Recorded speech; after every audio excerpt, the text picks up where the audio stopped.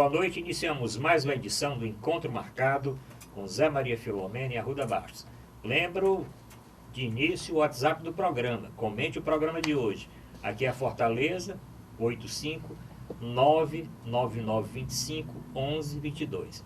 Lembro também o nosso portal na internet, portalarrudabastos.com.br, para o telespectador rever algum dos programas anteriores e comentar também o programa de hoje, ou assistir ao vivo clicando no banner da TV+. Lembro também o site da TV+, tvmais.org. O telespectador pode assistir o programa no seu celular, no seu computador, qualquer hora do dia. E rever também os programas anteriores no nosso canalzinho do YouTube. Da Maria, vamos lá, né? Programa cada vez com mais audiência. Não sei se a Globo vai nos chamar qualquer dia desse. Eu estou com esse receio. Quem sabe, né? Mas, de qualquer forma, estamos satisfeitos aqui na TV+, né, pela repercussão, pelo retorno dos telespectadores, que só nos envaidece e incentiva cada vez mais. E hoje mais um grande nome. O nosso encontro marcado de hoje é com o Dr. Rui Martinho. O Dr. Rui Martinho é professor da Universidade Federal do Ceará, advogado, bacharel em administração, mestre em sociologia e doutor em História. Dr. Rui Martinho tem 9 livros publicados em várias áreas, tem vários artigos publicados também, os livros principalmente na área de História, Educação e Política. Então, Dr. Rui Martinho, obrigado aí pela presença. Vamos bater um papo informal, tá certo? São 3 blocos de programa e os telespectadores também vão mandar seus comentários aqui. Ótimo. Doutor Rui, obrigado por ter atendido o nosso chamado, né? Prontamente. É um privilégio tê-lo aqui no nosso encontro marcado. Fale um pouco aí da sua vida, onde você nasceu, o que seus pais faziam, que lembranças você tem da sua infância. Bom, eu sou de Fortaleza, né? Eu sou de uma época, a minha geração, colegas de colégio, quase todos vinham de alguma cidade do interior. Uhum. Eu era o único nas turmas do ginásio que não vinha do interior. Isso me deixava um pouco incomodado, porque nas férias as pessoas iam para alguma cidade do interior e eu ficava em Fortaleza. Uhum. Mas é isso. Então, mas seus pais também? Aqui? Não, minha mãe tinha origem na Zona Norte, mas meu pai era de Fortaleza também, né? Então, meu pai era servidor público, era auditor fazendário, né? Do Estado. E minha mãe era uma senhora do lar, como era própria da geração dela, que hoje estaria com 106 anos, se eles estivessem. Como era o nome deles? Meu pai era Fernando. Minha mãe era Maria somente, não era Maria de Flor, nem Maria de Fátima, Santa, né? Uhum. Mas me diga uma coisa, e o bairro, assim, lembrança que você tem da infância de um bairro de Fortaleza? É o que à época era Porangabuçu, e hoje é Rodolfo Teófilo, né? Minha infância foi ali. Qual rua lá? Era a rua Capitão Francisco Pedro. Rapaz, é o seguinte, quase todo mundo que nós entrevistamos vem aqui, vem daquela região. Realmente, né? Verdade. Interessante. E eu também sou daquela região, porque eu morei muitos anos, quer dizer, desde que eu nasci em 1955, até casar, morei na Avenida João Pessoa, quase esquina com a rua Costa Mendes. E a sua rua? Era Capitão Francisco Pedro, entre a Ananéria e o João Salom. Bem pertinho. Bem pertinho. Mas já ali pro lado do curso de medicina? Não, é na mesma rua que passa em frente ao Hospital das Clínicas, mais 1, 2, 3 quarteirões mais para o centro. Campo do Ceará. Mais para o campo do Ceará. Ou mais para o norte, se a gente quiser fazer uma referência mais geográfica. Você torce Fortaleza, não? Não, eu nunca consegui me apaixonar por nenhum time. Porque muitos anos para ir para os treinos no Ceará. Eu nunca fui. Sim, então seu pai é servidor público, sua mãe dona de casa, e são quantos irmãos? Bom, eu sou da época que os indivíduos casavam e a mulher tinha muitos filhos, morria de casado de novo e tinha outra ninhada, né?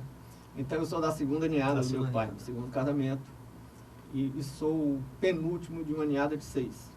Só da segunda? Da segunda, e a primeira ninhada de 6 também. Poxa. Foi assim. Então são 12. São 12. Né? 12. Agora, a primeira ninhada quase toda se dispersou. Foi de São Paulo, Rio. Ficou uma irmã minha aqui, que eu sempre fui muito ligado a ela, a Fernanda, que 20 anos mais velha do que eu, e era assim uma espécie de mãe ou tia para mim quando eu era pequeno. E é do primeiro casamento. E os do segundo casamento é que ficaram mais centrados aqui, em Fortaleza. Além do bairro ali de Porangabuçu, ali muitos anos, até casar? Assim. Até casar, Até casar. né? E a lembrança que tem daquela região ali da Estudou no cidade? Juvenal Carvalho? Não. Não? Não, até porque o Juvenal do Carvalho, Não na era época da visto minha na geração, época, né? era só feminino. Né? Ah, só feminino. Mas interessante que eu estudei no Juvenal de Carvalho, eu já contei essa Mas já se contei, você é de 55, Não. tem 7 anos de distância entre nós, que faz uma diferença para Mas isso. mas eu estudei, não era um tempo que era misto, não. O colégio fez uma experiência, o Juvenal de Carvalho, porque como eu morava pertinho, 2 quarteirões de lá, você também morava pertinho, ele fez uma experiência, vamos colocar misto. Chegou uma irmã italiana, irmã Paula, diz, vamos colocar aqui o Jardim da Infância. Aí no Jardim da Infância, os filhos daquelas famílias que já tinham as alunas lá, foi oferecido. Aí eu tinha 4 irmãs estudando Juvenal, vamos colocar. Só deu certo um ano nessa época, exatamente porque um ano você estudou. era muito avançada a irmã para a época. Então eu só fiz no Juvenal Carvalho o Jardim da Infância. Depois de muitos anos é que ele se tornou realmente misto, né? Mas a lembrança que você tem ali daquele todos bairro os ali, colégios se aquele, tornaram, ainda não tinha Zé Bastos ali na época, Não, então, não. né? Tinha esse nome já, mas ali passava um trem, que era na superfície, né? É.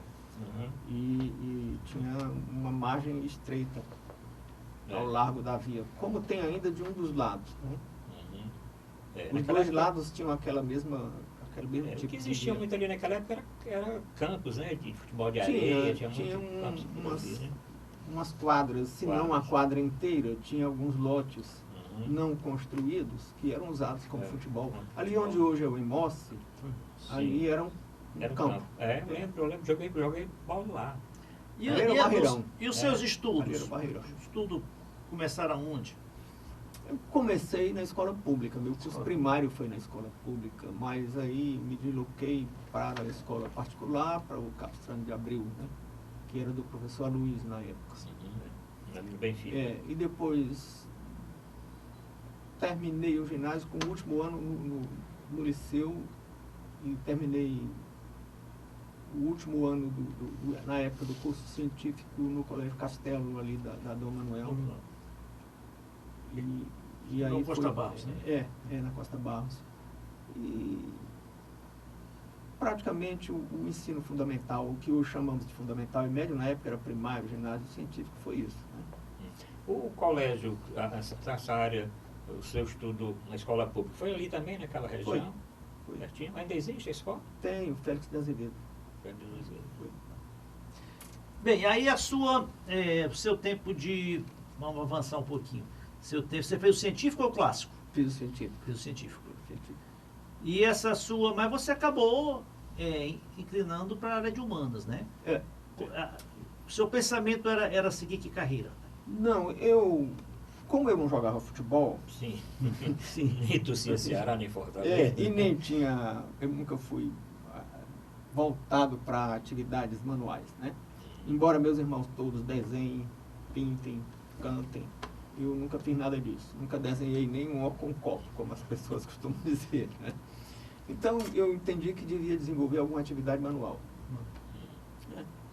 E essa história que hoje falam muito, mas na época meu pai já dizia que a pessoa tinha que diversificar um pouco as áreas cerebrais e tal. Então ele dizia, olha, você vive só A estudar. traça de livro e tal. Aí eu fiz odontologia, né? Foi meu primeiro curso. Foi. Tá aí. Que é pertinho de casa ali, passou a atravessar a rua, né? Não, nessa Ah, não, era no o curso centro no ainda, centro. né? Era na Praça Ainda era no José de Alencar. centro, na Praça de Alencar, Era é na verdade. Praça José Depois de que Alencar. passou ali por Porongabuçu. Onde é o hospital do INSS ali? Não. É ao lado não, do Teatro Zé de teatro. Alencar. Ah, Ao sim. lado do teatro, na esquina da 24 de Ainda maio, tem com a aquele Liberdade prédio lá, Barroso. né? Foi durante Tem, muito tempo tem. lá. Depois que a UFC construiu o bloco da odontologia, lá anexo à coordenação, inclusive, a central do Mas chegou a da concluir o saúde. curso? Concluí. Ah, Concluí. Foi uma breve experiência. Outro curso que também eu fiz sem pretender me profissionalizar, mas fiz para meu proveito pessoal, porque eu queria me organizar melhor, foi a administração de empresa. Que me ajudou a me organizar um pouco também. Mas agora, essa é uma surpresa para mim, já lhe conheço há algum tempo e já lhe acompanho aí. O programa é isso, é bate-papo aqui. Isso é odontólogo, né? Não, É. surpresa para mim. Mas chegou a exercer? Sim, exerci, mas por pouco tempo. E na época como agora, né? O curso de odontologia do Ceará sempre foi muito prestigiado, né? Na época, curso... os professores diziam que depois de Bauru, Bauru é Unesp, né? E USP, era Fortaleza e Natal. Verdade. Fortaleza e Natal. Sempre teve esse conceito. Lembra de algum professor da época? De todos. Todos? Diga aí um que... Rapaz, Eu sei que nós temos muitos odontólogos. Nós entrevistamos aqui vários como odontólogos. eu né? sou da turma de 72, e os professores quase todos já se foram, né? É de 72. Sou da turma de 72. Então, o que... 72? 72. O que há pouco tempo, relativamente pouco tempo, há um ano, um pouco mais, nos deixou foi o Zé Mário Mamed, que era professor de odontopediatria em Timbucturu, né? E também não faz tanto tempo assim que nos deixou o Jorge Barnial, que era professor de ortodontia, né? E que tinha uma interlocução muito boa com os alunos. Naquela época você pegou o Zé Carlos Ribeiro, o professor Zé Carlos Ribeiro, como Não. coordenador da área, não, né? Que era outra coordenação que tinha lá. Mas nessa época aí é a época do regime militar, né? Isso. Teve Participou de movimento participou? estudantil, Grêmio Não estudantil. tinha, na época Porque ali na não praça tinha Grêmio. tinha... Na época não tinha Grêmio. Mas ali na Centro praça acadêmico tinha. Não, na época Não, estava tinha... fechado, né? Na época tinha uma associação atlética, mas não tinha centro acadêmico. Tinha sido fechado em 64. Mas ali na Zé de Alencar tinha muito movimento ali, né? Tinha muita passeata. Então, por 68 ali. Teve algumas você tinha o quê? passeatas 20 anos. famosas ali. Tinha muita passeata famosa ali na Zé de Alencar. Tinha. Tinha o Chico Passeata ali na concentração, eu lembro que Teve. eu ainda peguei o finzinho disso aí. A passeata da época do calabouço, né, da morte do estudante Edson Luiz no calabouço no Rio de Janeiro, houve passeata no Brasil inteiro, houve aqui também. E a concentração foi na Praça José de Alencar. A Zé de Alencar era a praça e onde tinha que pular um quebra-quebrazinho. Que na época tinha. né? Que na época a praça ficou um mar de cabeças. Eu lembro que eu subi num muro, segurando numa grade, e pude contemplar um mar de cabeças na praça. Né? Mas eu não sei como é que faziam as contas da época. No dia seguinte disseram que tinha 10 mil pessoas. Hoje uma multidão daquela é calculada com números muito maiores. Tá? Sem dúvida que é maior. E o que ele fez assim desinteressado da odontologia? Não, a minha paixão sempre foram as humanidades. Né? Humanidades. Eu quis apenas desenvolver uma atividade manual e também isso me ajudou bastante. Também foi um aspecto das ciências da natureza que eu também sempre curti. Eu não gostava só das humanidades. A administração. Física, biologia. A administração você vê depois que terminou a Foi odontologia Foi depois. e fez aonde foi que você fez? Fiz na Unifor. Fez na Aí Unifor. já trabalhando, tudo aí, Uhum. fiz na Unifor. Mas trabalhando como Sim. dentista? Hum. Trabalhar para o Estado? Trabalhei pro Estado. Ou teve, Trabalhei para o chegou a Estado. ter consultor Foi próprio? feito um concurso na época para sanitarista. E eu fiz.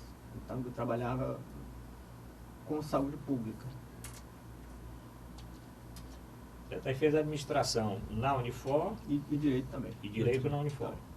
Emendou as duas ou concomitante? Não, uma e depois a outra. Terminou? É. Falou, não, vamos fazer o primeiro intervalo? Vamos fazer o primeiro intervalo, porque nós queremos ver agora a parte Isso. da administração e Do entrar no direito, da que é o história, que né? o doutor Rui Martins faz atualmente. Faz administração? também? Não. A administração só foi para me Direito? organizar. Pronto. Olha, voltamos já. Você vai beber uma aguinha aí. Nós voltamos para o segundo bloco. Vamos saber essa história aqui do Dr. Rui na administração e no curso de Direito da Unifor. Voltamos já.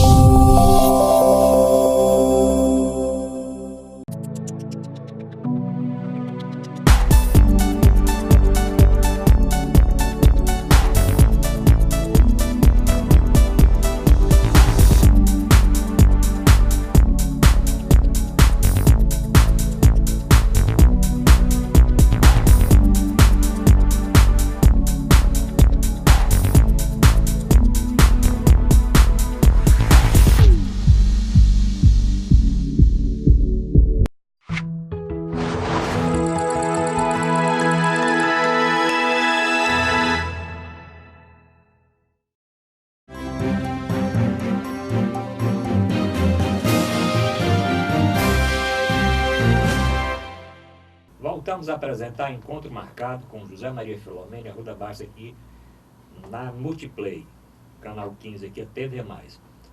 Aqui é tvmais.org, para o senhor assistir o programa no seu celular, no seu computador. Lembra o nosso portal, portalrudabaixo.com.br, telespectador rever os programas e assistir também ao vivo. E também lembra o site, novamente, para rever os programas no nosso canal do YouTube. Doutor Rui Martinho, e a administração? Bom, a Como é que foi? administração, como eu tinha dito há pouco, eu queria me organizar. E realmente me ajudou, principalmente a disciplina de organização e métodos, que dei muita atenção a ela. Também tomei um certo gosto pela administração de recursos humanos, pela administração financeira, né? Pela administração mercadológica. Tive algumas coisas que realmente me encantaram também na administração. Aliás, toda a matéria sobre a qual a gente se debruça para estudar termina encantando, né? Termina apaixonando. Bem, aí você ingressou na UFC como professor em que momento, em que época? Em 82. Né? 82. Fiz o concurso em 82. Já indo na faculdade de... Já na faculdade de educação, para a disciplina fiz um concurso para a disciplina de metodologia científica. Né? E comecei nessa disciplina. E aí havia dificuldade, professores saíam para fazer cursos. E eu terminei assumindo disciplina de Sociologia da Educação, de História da Educação. Foi a época que eu fiz o mestrado em Sociologia. Né? Na UFC também? Na UFC. E tive como orientador um professor alemão que estava aqui como visitante, o professor Dieter Brum. E depois fiz aí fui deslocado para a disciplina de História da Educação. Aí fiz um doutorado em História na Universidade Federal de Pernambuco. Aí fui orientando do Armando Sotomayor, em cujos livros eu havia estudado no ensino, que hoje chamamos de ensino médio. Armando foi um orientador assim, extraordinário. Né? Agora eu queria pegar essa linha de tempo.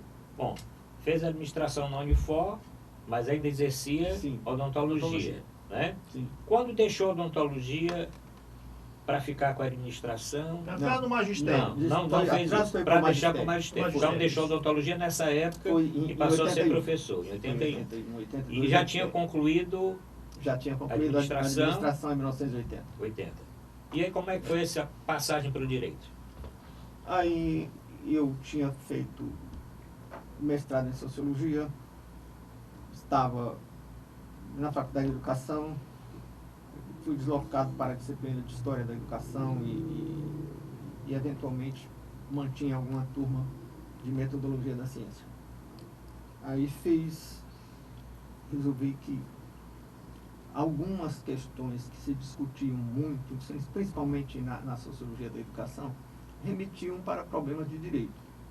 Porque se discutia muito o direito, a educação, os direitos sociais. Então, não, a gente está discutindo aqui direito social, direitos humanos, e essas discussões estavam já ganhando força na época. Aí eu entendi que deveria fazer um curso de direito. E fiz, e terminei me apaixonando, sobretudo, pelo direito constitucional. E na prática forense posterior, eu incursionei na área penal algumas vezes. Né? Certo. Isso foi de que ano a que ano, então? Direito. Direito eu interrompi, fui fazer um doutorado. Sim. História em Pernambuco. Terminei Direito em 2001. Agora, na área de educação, né? Aí você dedicou-se basicamente ao magistério. Ocupou algum cargo público, algum momento? Não. O magistério sempre nas disciplinas básicas. Eu era do departamento de Fundamentos da Educação. Esse departamento de Fundamentos da Educação era a parte propedêutica do curso. Então era a disciplina de Sociologia, História, Filosofia, Metodologia da Pesquisa, Epistemologia e Estatística. Eram as disciplinas que formavam a base do curso. E eu sempre... A sua dissertação foi de que tema? A minha dissertação foi sobre os intelectuais, no meu mestrado em Sociologia, foi sobre os intelectuais, eu fiz uma tipologia dos intelectuais. Eu queria pesquisar essa figura muito influente e muito discutida, e, sobretudo no campo da educação, porque os intelectuais que estão formatando, sempre formataram a educação, os currículos, as grades curriculares, e eu entendi que devia estudá-los. E aí, onde é que eu vou estudar esse grupo social? Pensei que faria isso, e o meu orientador concordou, estudando os docentes de curso superior. E tomei a Universidade Federal do Ceará como estudo de caso. E terminei fazendo uma tipologia weberiana. Eu usei a sociologia compreensiva na pesquisa. E essa tipologia resultou na figura de um intelectual engajado em problemas sociais, geralmente que se auto-percebe como dotado de sensibilidade social, um pesquisador puro, que entende que faz ciência para construir um saber válido, e ele produzindo um saber válido, ele está em dias com o chamado débito social da universidade, da instituição, ele paga esse débito social produzindo um saber válido, e um tipo que nem seria o engajado, nem seria o pesquisador puro. Geralmente o engajado na época não era um pesquisador, não buscava titulação em estrito senso, de pós-graduação em estrito senso, até porque o ativismo ocupa muito tempo, né? E também porque o ativista muitas vezes se dedicava também à administração acadêmica, disputando chefia de departamento, coordenação de curso, cargos na cúpula da administração. Então, e o terceiro tipo era o que eu chamei de funcionário público, né? Aquele que geralmente nem era pesquisador nem engajado, podia até não ser absenteísta, mas davam as aulas ali e ia cuidar da vida. Pode revelar quem são essas figuras em quem você se inspirou? Não, do quadro aí talvez o senhor possa falar. Esse quadro assim, dos engajados. Esses engajados tiveram, inclusive, uma certa projeção na sociedade. Eu prefiro não citar nomes, né? Mas, os funcionários públicos geralmente eram aqueles na área da medicina que tinham suas clínicas, tinham sua vida profissional e extra-docente, né? E no direito tinham os desembargadores, os juízes. Não tinha aquela dedicação exclusiva. Não tinha dedicação exclusiva, né? Então, na odontologia tinham suas clínicas. Agora, a área de dedicação exclusiva mais eram as ciências básicas. Você tinha muito professor na época de dedicação exclusiva nos departamentos de matemática, de física, e nas áreas de humanidades, nos cursos no departamento na época era um departamento só de sociologia, história, filosofia, era um departamento só. Então, quanto tempo de serviço atualmente o senhor tem já, como professor? Eu passei 35 anos na universidade e me aposentei. Se aposentou. E continuei por lá no PROPAP durante 4 anos. E sua tese de doutorado em História foi sobre aqui? Bom, aí eu fiz uma pesquisa sobre a legitimidade do poder legislativo do Ceará. E o difícil era situar um período em que eu pudesse avaliar um poder legislativo com oportunidade de ser legítimo. Eu não queria fazer uma pesquisa do momento, há um certo distanciamento, eu ainda entendo, embora hoje se faça muita pesquisa do momento, eu entendo que um certo distanciamento ajuda numa pesquisa histórica, e se recuasse um pouco, ia cair no período do regime militar, onde não seria um momento oportuno para avaliar a legitimidade do poder legislativo, e se recuasse muito, ficaria no Estado Novo e mais para trás nas eleições a bico de pena antes de 1930. Então eu tive que ficar na República de 46. 46 Pós-Estado a Novo. 64. É. E aí eu procurei limitar a década de 50, porque os primeiros momentos pós-redemocratização, quando o Estado Novo foi afastado, as coisas ainda estavam se acomodando, né? E também nos últimos momentos desse período, as coisas já estavam perdendo o rumo. O último presidente desse período, acho que foi o Mauro Benevides, né? Foi. Tem muita gente aí nesse período. Não, né? eu digo... Naquela anterior a Assembleia 64. Estadual, né? Estadual. Assembleia Estadual. Geral, sim, né? Pois é, e foi a Assembleia Estadual que eu estudei, né? E, de fato, eu encontrei uma certa legitimidade ali. Legitimidade. Que é um Inclusive, grande o nome. meu trabalho talvez em nome do povo. E encontrei algumas coisas que a banca na Universidade Federal de Pernambuco se surpreendeu com algumas coisas que eu disse. Eu disse, olha, quais eram as críticas que se faziam ao Poder Legislativo na época? Se falava em empreguismo, porque havia alternância de poder, também tem isso, o UDN e o PSD se alternavam. O governo não ganhava eleição no Ceará. É mesmo? Havia a oposição. O primeiro governador pós-Estado Novo foi da UDN, foi o desembargador Albuquerque, né? Faustino de Albuquerque, que era da UDN. Mas foi sucedido pelo governador do PSD, Raul Barbosa, que foi sucedido Paulo pelo Salazar. Paulo Sarazate da UDN, que foi sucedido pelo Parsifal Paulo Barroso, de uma aliança com o PSD e outros partidos menores, PTB e outros partidos. Então, havia alternância, que é um primeiro sinal de que as coisas, né, estavam... Que não há hoje mais, né? Outro aspecto é que a crítica que eu dizia há pouco do empreguismo realmente havia.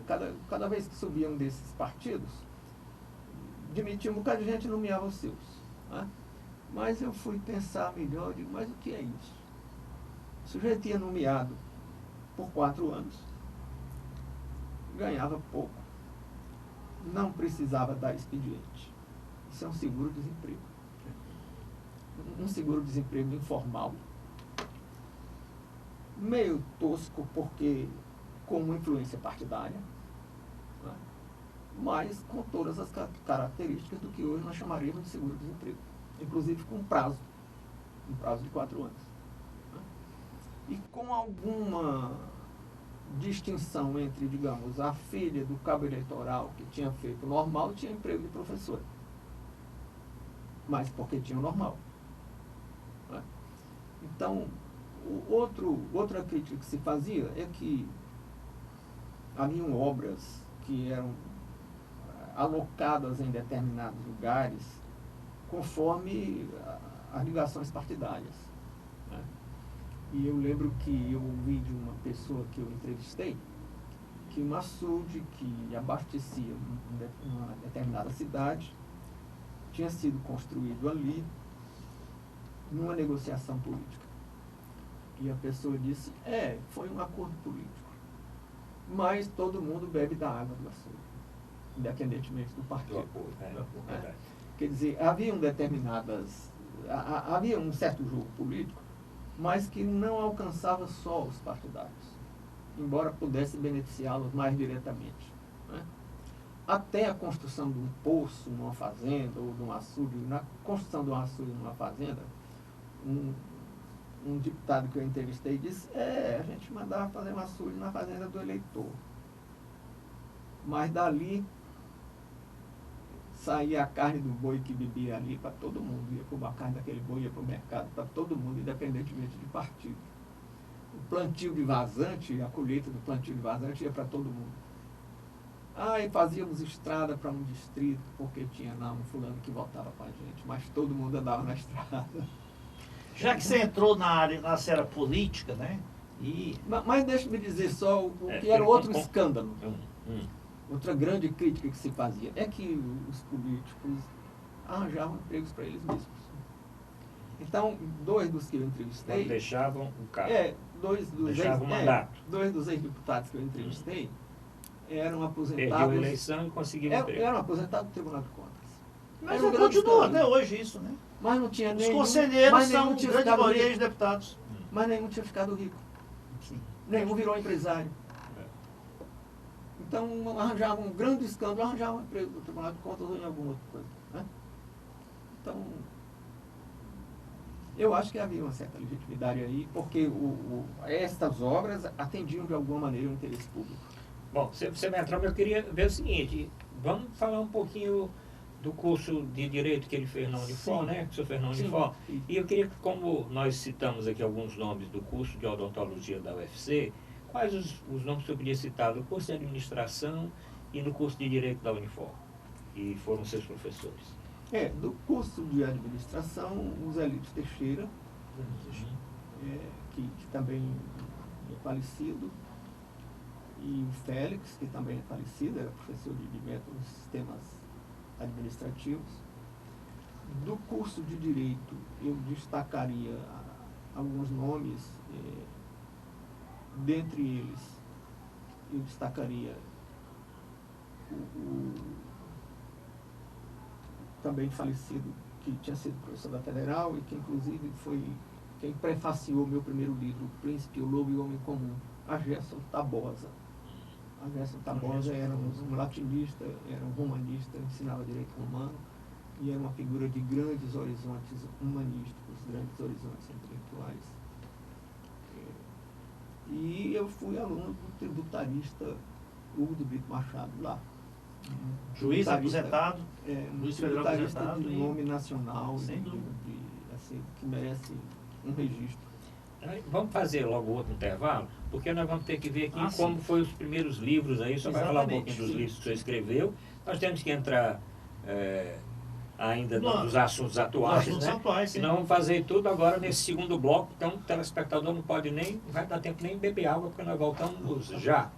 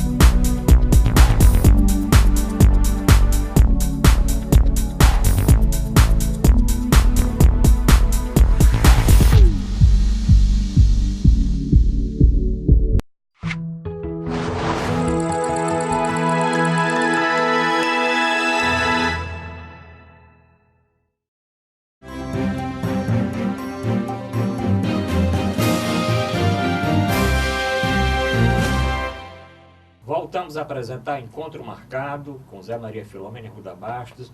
Lembro mais uma vez o WhatsApp do programa, agradeço as mensagens que nós recebemos, Gabriel, todos os dias. Vou repassar para você dezenas e dezenas de mensagens, inclusive sugerindo convite, porque não convida fulano de tal, não gostei do que esse entrevistado falou, não sei o quê. O programa aqui é democrático. Já entrevistamos do Inocêncio Shoa, tá certo? O Rui Martins, entrevistamos o Manuel Fonseca, ao Marcelo Gugel, o Nazareno Albuquerque e o Narcélio Lima Verde, o ex-governador Geraldo Luciano e o ex-governador Lúcio Alcântara. Então, já entrevistamos aí, dá para fazer um belo... Sem dúvida. Um belo livro aí. Mas hoje, para quem chegou agora, estamos entrevistando o Dr. Rui Martinho, ele... professor da UFC, advogado, bacharel em administração, mestre em sociologia, doutor em história, com 9 livros publicados, muitos artigos acadêmicos, principalmente na área de história, educação e política. Eu quero saber essa sua veia para escrever, como foi que começou. Não vamos falar de todos os livros, senão... Não, pelo menos citar. Como é que você tem que ter 2 programas. O guia também. Fale do primeiro livro e do último. Bom, o primeiro foi O Príncipe, o Lobo e o Homem Comum, publicado em 1997. Né? Certo. Aí eu já tinha me iniciado no programa de pós-graduação em educação brasileira. E aí a gente tem que ter produção acadêmica. E aí eu fiz alguns ensaios, fiz 3 ensaios. E como há uma discussão muito grande do link entre política e educação, e os meus 3 ensaios foram sobre 3 pensadores políticos do Renascimento. Né?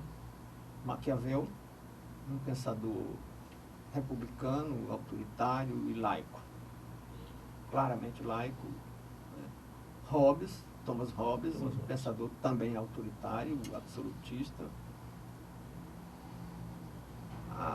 Havido como laico, embora eu faça algum questionamento sobre isso, e Locke, mas absolutista. E John Locke, um pensador democrata, com uma fundamentação epistemológica para o sentido da democracia.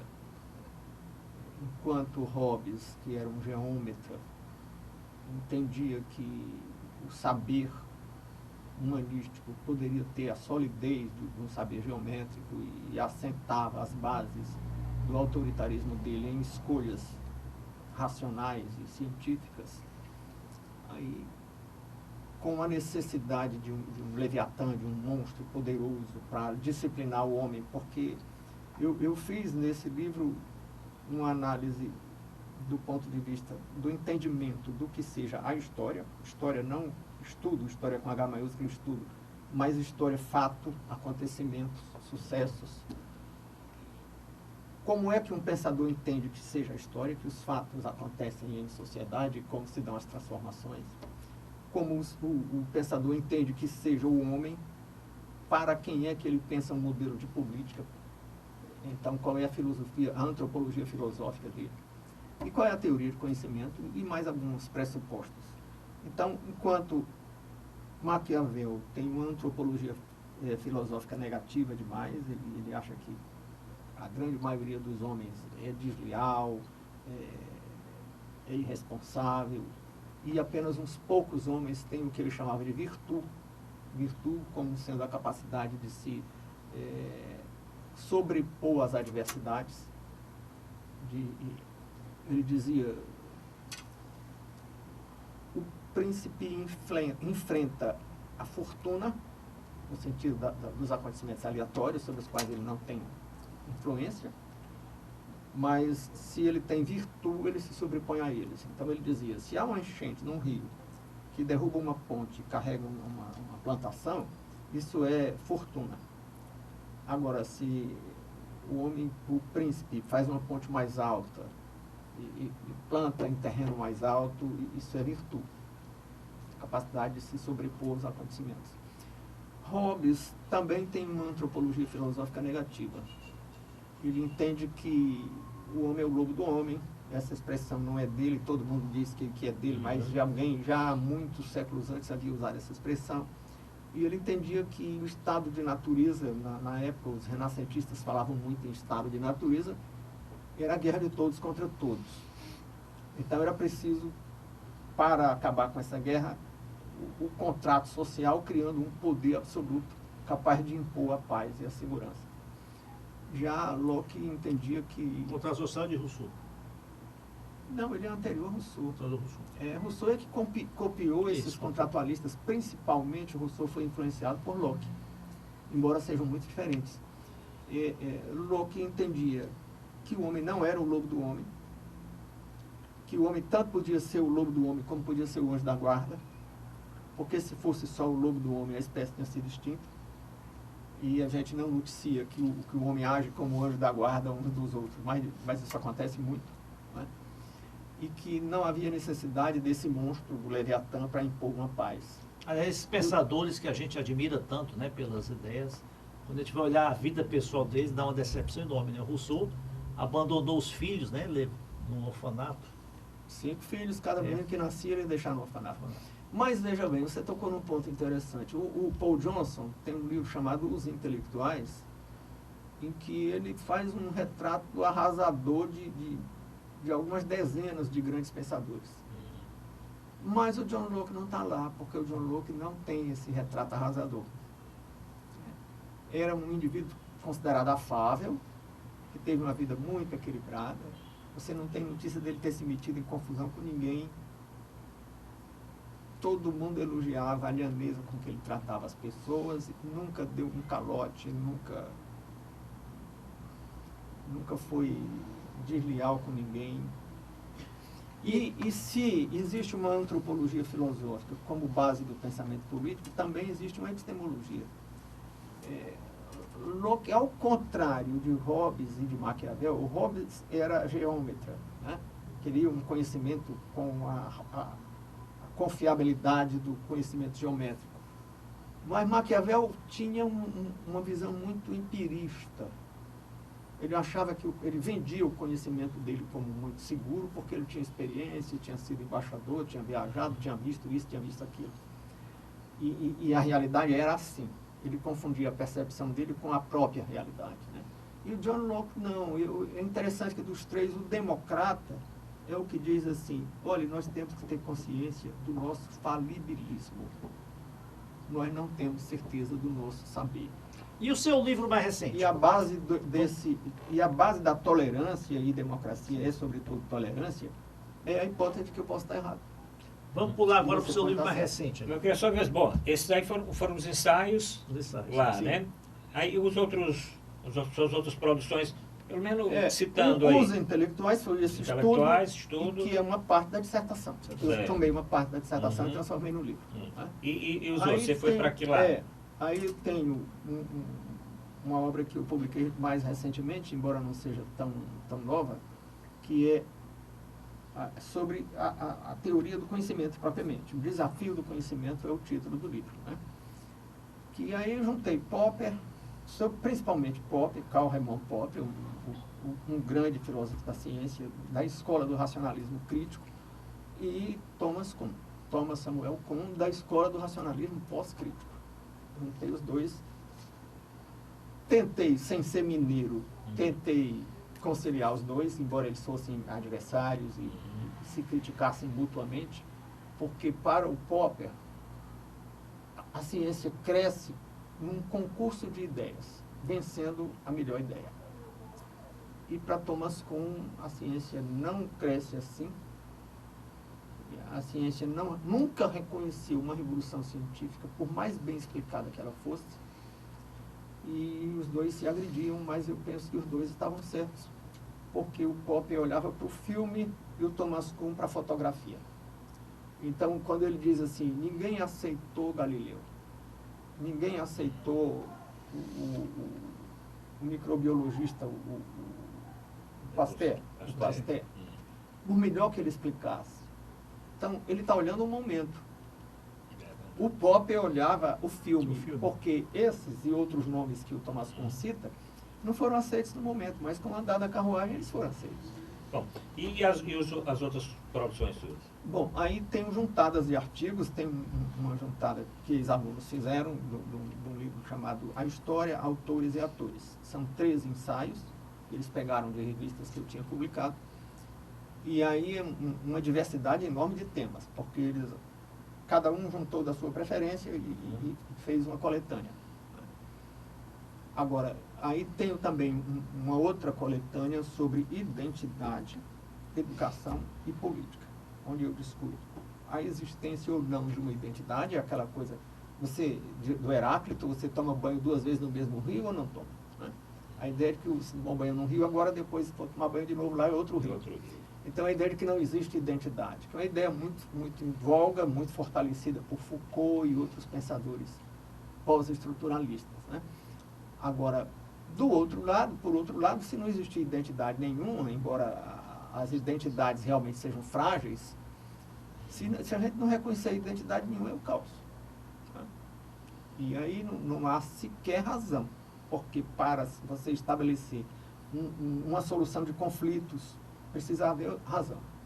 Se não houver razão, os conflitos serão solucionados pela força. E para haver razão é preciso que existam identidades argumentativas. É preciso que existam princípios identificáveis, é preciso que existam instituições jurídicas e políticas que tenham identidade própria. Daqui a pouco nós vamos entrar nos assuntos da atualidade, né? Pois é. E o último livro? Ou que está aí ainda para ser lançado? O mais recente foi, eu incursionei, foi o único em que eu incursionei num gênero difícil, que é biografia. Então eu fiz uma biografia de uma coronela, né? Uma senhora, as pessoas acham que a mulher não tinha influência na sociedade do século XIX e do começo do século XX, mas ela foi a líder político de um município e também a chefe autoritária do clã familiar, da parentela. Fideralina Augusto Lima. Esse foi o último. Foi o mais recente, E o que está aí em primeira mão aqui para o nosso telespectador? O que está no forno aí Tá no forno. é uma coletânea de artigos de jornal. Jornal.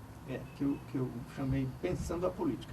Agora, você falou agora, quando estava descrevendo aí a sua dissertação de mestrado aí sobre esse período aí político do estado do Ceará, e ouvindo o seu relato, percebe-se que a natureza da política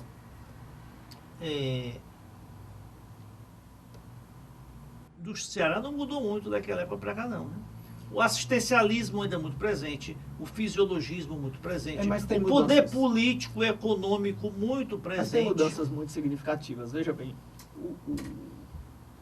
a população rural migrou para as cidades. O fazendeiro, o latifundiário, se você preferir chamar, ele já não tem assim um eleitorado cativo.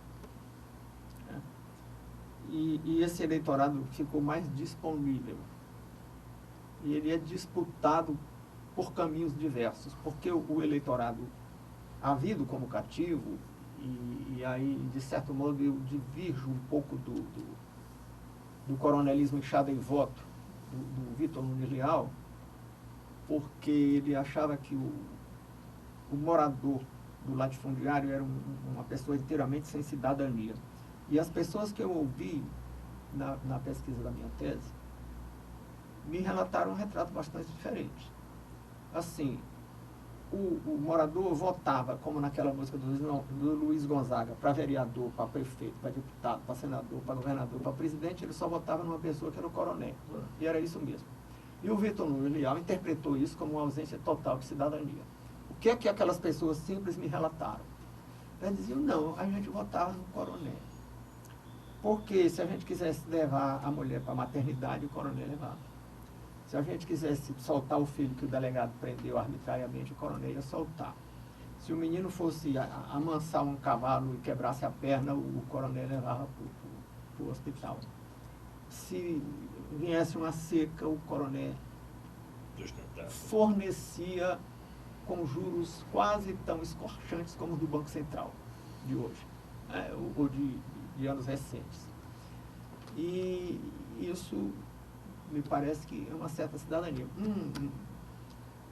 Um amigo meu que foi alistado na frente de serviço de 1958, na seca de 1958, ele disse, o que você foi como é que você se alistou? Ele disse, eu falei com fulano, um chefe político, e ele me alistou.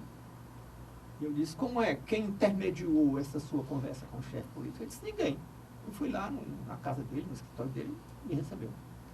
E eu disse, qualquer um seria recebido? Ele disse, ainda hoje no sertão o chefe político local recebe qualquer um. Eu digo, bom, e o que você foi? Ele disse, eu fui apontador da frente. O que fazia o apontador? Anotava. Entreguei um carro de mão e uma pá para fulano, e o fulano levou 10 cargas com o carro de mão e devolveu o carro de mão e a pá. Ele disse, por que você foi apontador? Ele disse, porque eu tinha o primário, era o intelectual do lugar. Ele disse, por que você não quis uma coisa maior? Ele disse, porque os votos da minha família só davam para isso. Será que não tem consciência nesse jogo? Será que não tem cidadania nesse jogo? Era um toma lá da cá de votos. Como é que a democratíssima alemã incluiu 2 representantes do Partido Verde no gabinete da ministra Angela Merkel? Quantos votos tinha o Partido Verde no parlamento? Então, eu penso que houve um olhar muito severo com os vícios. É claro que existiam vícios, e nessa minha narrativa eu expus alguns vícios, com os vícios do sistema de então. Como se houvesse sistema sem vícios. Agora, depois nós tivemos uma mudança e não tem mais essas relações estáveis, pessoais e duradouras. Agora não tem o coronel para levar a mulher na maternidade, para fazer o casamento da filha, para levar o menino que quebrou a perna no hospital, para sustentar durante a seca. Mas agora tem uma relação momentânea. Agora tem uma compra de voto ali, ou tem algum outro tipo de clientelismo intermediado pelo Estado. Aí tem a máquina as máquinas públicas exercendo uma influência muito poderosa na eleição. Professor, só continuando aqui, o estudo do Banco Mundial diz que nos últimos 100 anos, né, nenhum país cruzou a fronteira do subdesenvolvimento para o desenvolvimento pleno, à exceção de alguns meia dúzia de tigres asiáticos, Hong Kong, Singapura, Coreia, né? Taiwan. E diz que a resposta disso é porque são sociedades com muita corrupção. A corrupção, aí tem a questão da educação, mas a corrupção realmente é um fator presente. Será que o Brasil está criando condições para ultrapassar essa barreira agora?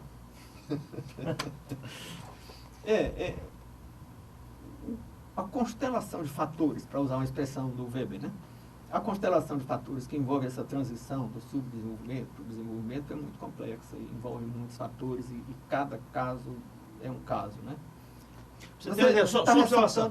Os maiores IDHs da América Latina ainda são Uruguai, né? Uruguai, Argentina, Chile. E Chile, que subiu bastante nos últimos 40 anos. Mas eram os maiores IDHs ainda no começo do século.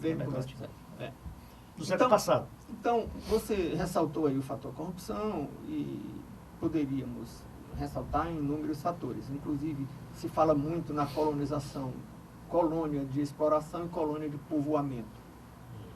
E tem o fator cultural. Colônia de povoamento nós tivemos no sul do Brasil. Ali, Santa Catarina, Rio Grande, Paraná, havia o colono que vinha para morar, para se estabelecer com a família. Então ele procurava criar condições para ter uma vida melhor para os filhos, né? Já nas outras regiões que o sujeito vinha tirar pau-brasil, buscar ouro, ou para o sistema de plantation, que eram as monoculturas de açúcar, mais tarde de cacau. Aí não, aí era chamada colônia de exploração. Aí não havia preocupação em criar uma sociedade em que os filhos, os netos pudessem viver num mundo que hoje nós chamaríamos de desenvolvido. Esse é também um fator. E tem ainda um outro aspecto tipicamente cultural. A gente percebe diferenças culturais no Brasil que estão muito ligadas às diferenças dos diferentes níveis de desenvolvimento.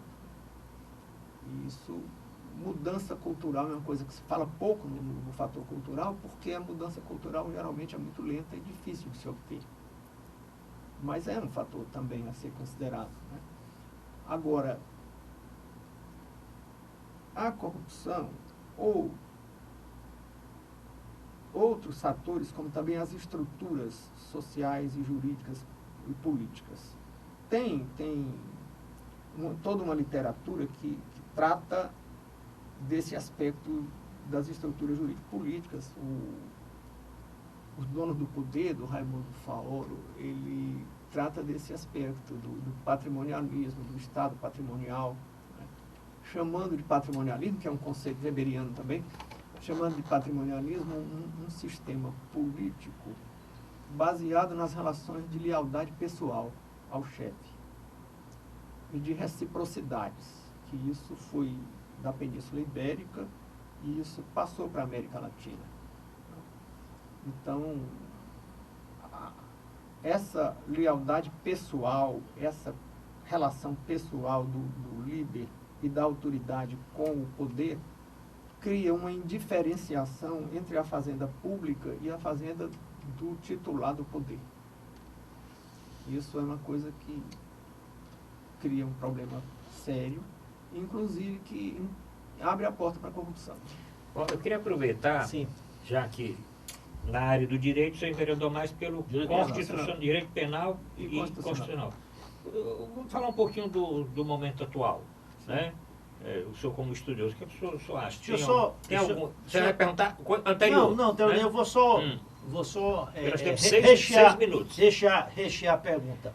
O Brasil vinha há 20 anos revezando no poder com dois espectros políticos social-democratas. Estou colocando o PT também como social-democrata.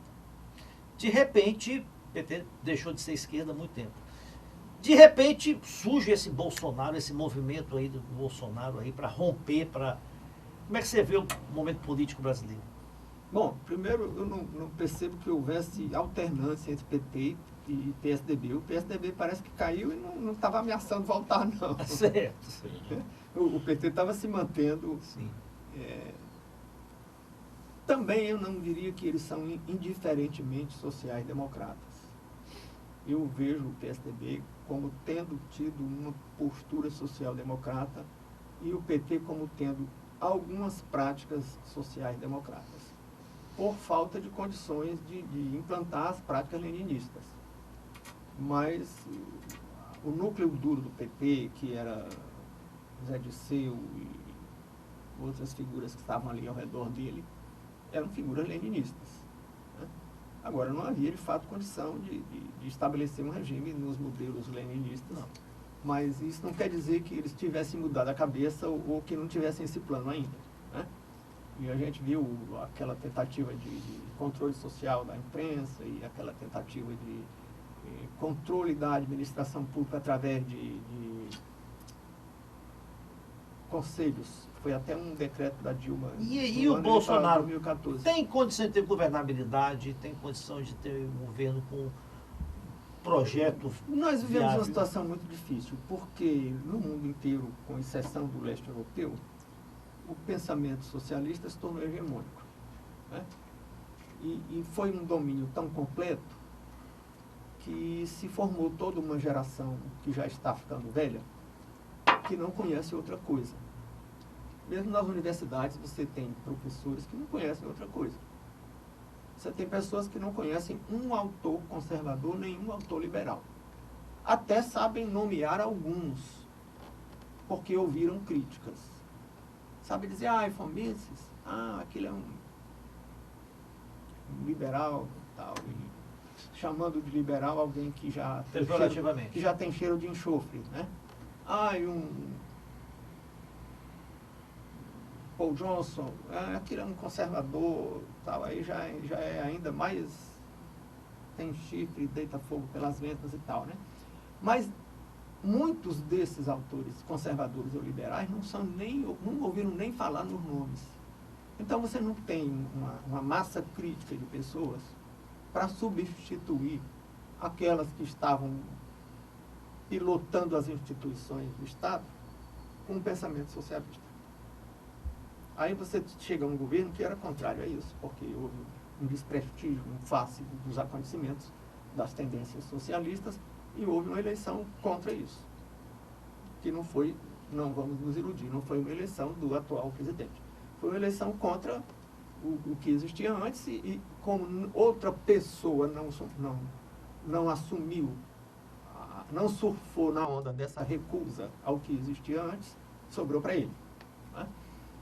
Agora, ele nem tem, ele deve estar enfrentando uma dificuldade muito grande de ter com quem montar um governo. Mas imagine o ministério dele individualmente é bom. Ele tem a área econômica que talvez em toda a história da República tenha sido o momento que o conjunto de ministérios econômicos se harmonizou melhor e teve uma política mais articulada. Porque os presidentes nomeavam para ministro da Fazenda alguém que tinha um pensamento e para ministro do Planejamento alguém que tinha outro, até com medo de ficar refém de um ministro. Aí o sujeito dizia, não, vamos nomear ministro da Fazenda alguém que tem uma tendência, mas ministro do Planejamento alguém que tem outra tendência. Então dava uma confusão danada. Agora não, ele harmonizou aí. E na área do Ministério da Justiça também tem uma equipe muito capacitada. Zé Serra e... Mas para preencher segundo, terceiro, quarto escalão, fica difícil. Bem, a todos nós chegamos quase ao final do programa, com aquelas perguntinhas finais, né? Sim. Já tradicionais. Um livro. Se eu pudesse indicar aí para os nossos telespectadores. Aquele que nós citamos aqui há pouco, do Paul Johnson, Os Intelectuais. Um filme preferido do Rui Martinho?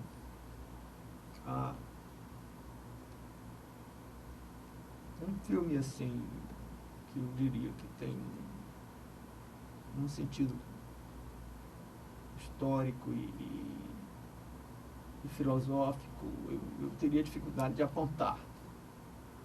Um filme que seja um momento de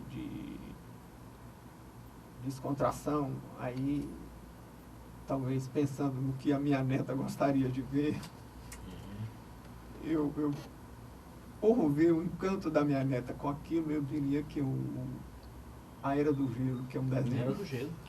E uma música.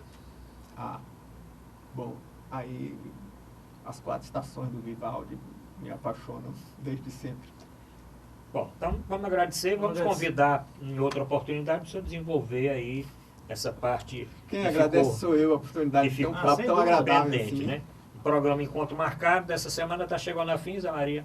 Agora vamos... Né?